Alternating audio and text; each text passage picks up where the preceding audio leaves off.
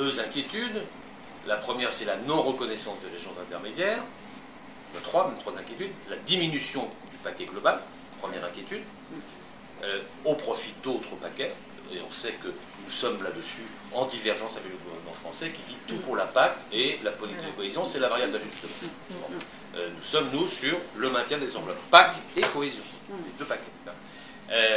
L'autre risque, c'est, devant les nécessités d'une politique européenne, télécommunications, transport, énergie, que nous soutenons, on utilise le fonds de cohésion pour abonder la création de ces fonds sectoriels. Le PIB des régions commence à diminuer, à baisser. C'est-à-dire qu'on est vraiment dans une phase, si rien n'est fait, on va finir dans la convergence. J'exagère à peine. Donc on a besoin... Un peu, la Bretagne va rentrer dans les... Voilà. Donc c'est bien qu'on a besoin de ces fonds pour empêcher ce décrochage qui est en train de s'opérer. Donc c'est extrêmement important. Et alors...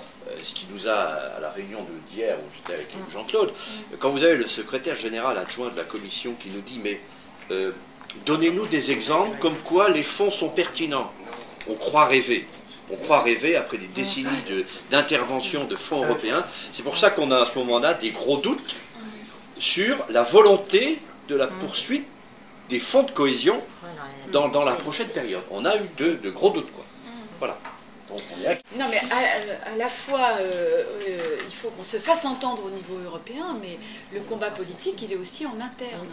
Parce qu'on sent bien que l'État français n'est pas tout à fait sur la même ligne.